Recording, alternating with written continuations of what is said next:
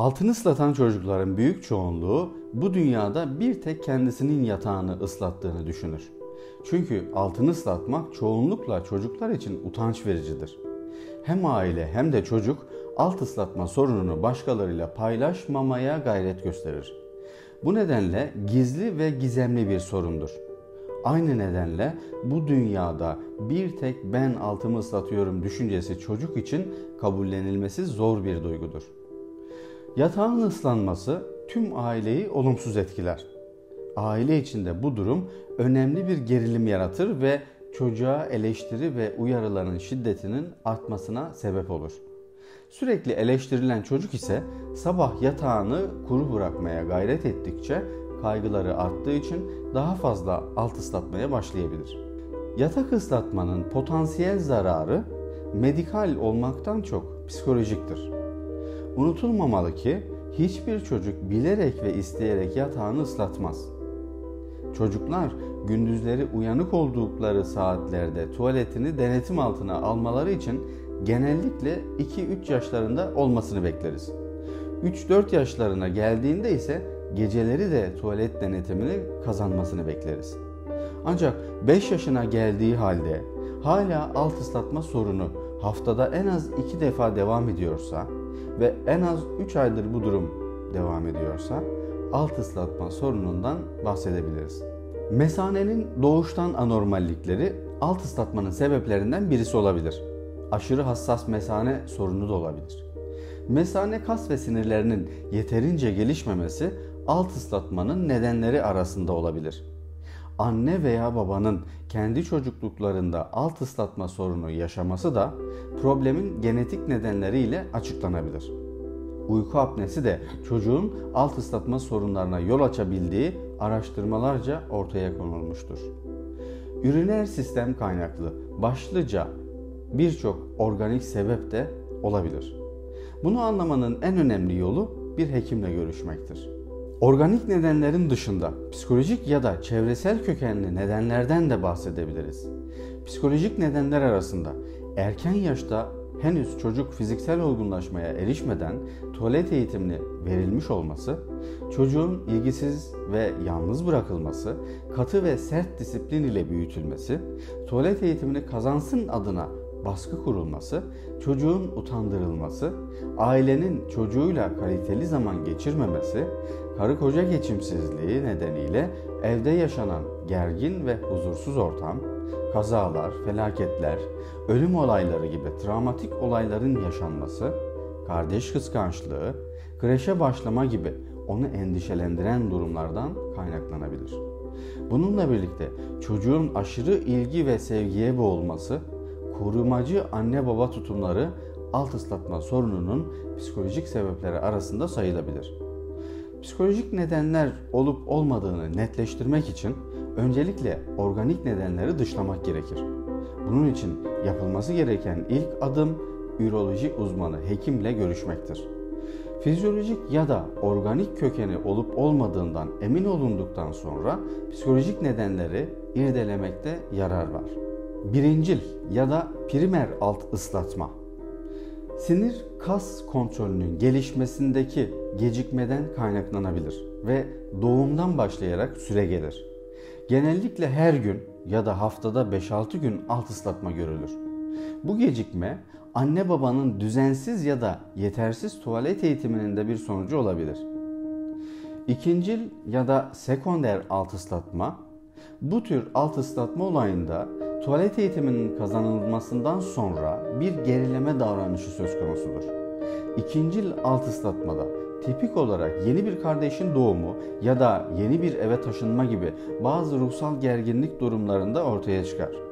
Birincil alt ıslatma sorunundan farklı olarak düzensiz aralıklarla durumsal olması ve tuvalet eğitiminin kazanılmasından sonra yani yatağını kuru bıraktığı belirli bir zamandan sonra yeniden altını ıslatmaya başlaması psikolojik olduğuna dair güçlü veriler taşır. Aşırı sevgi ve hoşgörü ya da yetersiz ilgi, kardeş kıskançlığı gibi nedenlerden kaynaklanan bu gerileme davranışı tırnak yeme, parmak emme gibi bir takım başka gerileme davranışlarıyla bebeksi hareketleri ya da konuşmaları da beraberinde getirebilir. Daha çok psikolojik kökenli diyebileceğimiz nedenler bu başlıkta incelenir. Gerileme davranışı demişken, çocuğun hali hazırdaki yaşının tavır ve davranışları yerine önceki yaşlardaki davranışları sergilemesine gerileme davranışı ya da regresyon diyebiliriz. Alt ıslatma sorunundan muzdarip bir çocuğun ilerleyen yıllarda benlik saygısının zayıf olması sürpriz olmayacaktır.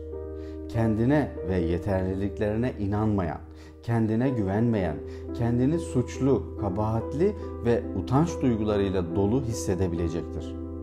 Önemli bir başka sorun ise sosyal fobidir. Uzun zamandır alt ıslatma sorunu nedeniyle kendini yetersizlik duygularının kucağına bırakan ve bundan dolayı rezil olma ihtimalinden çekinen çocuk içine kapandıkça sosyal ortamlardan çekilmeye başlar. Sosyal ortamlarda hata yapmaktan, alay edilmekten, küçük düşmekten, küçük düşürülmekten endişe ederek insani ilişkileri azaltabilir. Bunun yerine kendine bilgisayar ve cep telefonu üzerinden internet eksenli bir dünya yaratabilir.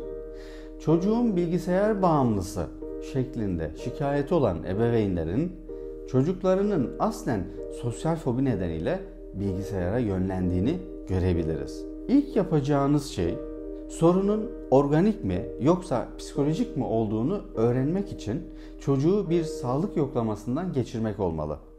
Bunun için öncelikle üroloji uzmanı hekimden destek almalısınız.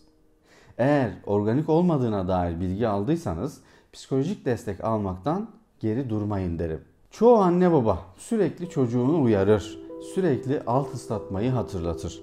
Çocuğun mesanesini kontrol etmeye çalışırlar. Bunlar ilk akla gelen ama yanlış yaklaşımlardır. Bunun yerine çocuğunuzda özel zaman geçirin. Sorunları çözmesi, duygularını paylaşması ve incinmiş hisleriyle baş edebilmesi için onu aile toplantılarına dahil edin. Onu bir yere ait olma ve paylaşma hislerini okşayacak anlamlı işler, sorumluluklar verin. Unutmayın ki her ne sebeple olursa olsun çocuğunuz bu durumdan dolayı zaten mutsuz ve utanç duyguları duyuyor. Eğer ailenizde stres yaratabilecek yeni bir olay varsa çocuğunuzla fazladan vakit geçirin. Çocuğunuz kendini güvende hissettiğinde altını ıslatmaz. Alt ıslatma sorununu küçümseyerek problemin çözümünü uzatmak yerine çocuğun dünyasına girmeye çalışın. Bu problem konusunda kendisini nasıl hissettiğini ve böyle bir şey yaşamanın nasıl olduğunu sorun. Yardıma ihtiyacı var mı yoksa kendisi halletmeyi mi tercih eder? Öğrenin. Söylediklerini dikkatle dinleyin. Çok erken yaşta tuvalet eğitimine başlamayın. Tuvalet eğitimine başlamak için çocuğunuzun 2-2,5 yaşında olmasını bekleyin. Özel durumlar vardır elbette. Örneğin bazı çocuklar kendi kendilerine tuvalet eğitimini kazanabilirler. Ancak zamanından erken başlamayın. Çocuğun fiziksel olgunlaşması gereği yaklaşık 5 yaşından itibaren mesanesini kontrol edebilmeyi öğrenir. Bu nedenle çok erken yaşta hızlıca mesane kontrolünü kazanmasını da beklemeyin. Çocuğunuza karşı anlayışlı ve hoşgörülü olmalısınız. Çocuğunuza ilgi, alaka ve hoşgörülü yaklaşımınız her şeyden önemlidir. Sevecen, anlayışlı, sevgi dolu yaklaşımınla daha erken ve kolayca çözüme erişir. Bu anlayış yerine sert, katı, küçük düşüren, onu utandıran, mahcup hissettiren tavır ve tutumlarınız da benlik saygısını düşürür. Kendine güven duymasına engel olabilir ve çözüme kavuşmasını geciktirebilir. Aile ve çocuk için daha travmatik tablonun oluşmasına neden olabilir. Çözüm konusunda öncelikle çocuk ve ardından ailenin bu sürece hazırlanması gerekir. Alt ıslatma sorunu karşısında özellikle 2-4 yaş aralığında çözüm arayışlarına girmekten kaçınılmalıdır. Bu süreci anlayış ve hoşgörüyle karşılamak, onu dinlemek yerinde olacaktır. Ancak hala 5 yaşından sonra durum değişmiyorsa çözüm yoluna girmekte yarar var.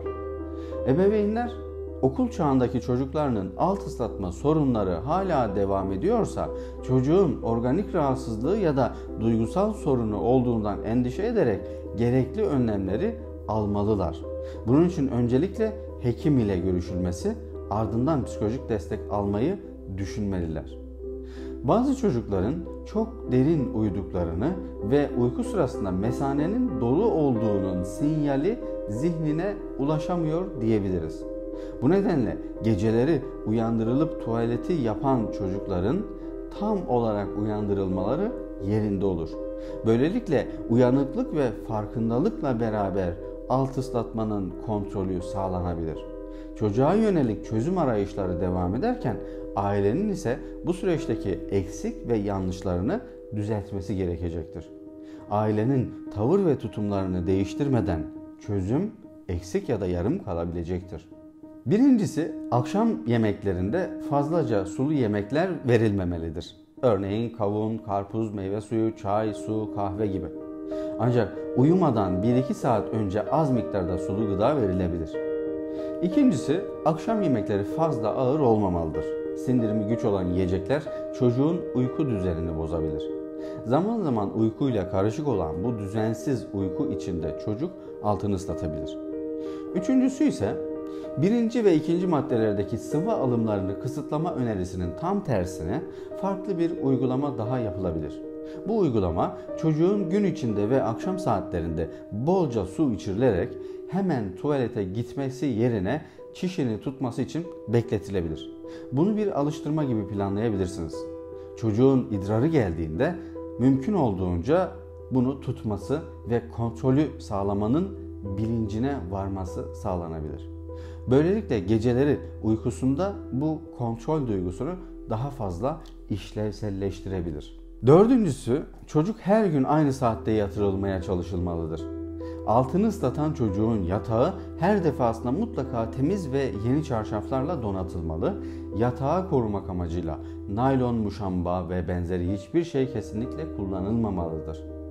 Ayrıca yatarken altını ıslatan çocuğa ıslatabilir diye kesinlikle bez bağlanmamalıdır. Altını muşamba konan ve altı bağlanan çocuk bunların rahatlığı ile çekinmeden ve korkmadan altını ıslatmaya devam edecektir. Beşincisi, yatmadan önce gereksinimi varsa tuvalete gidebilir.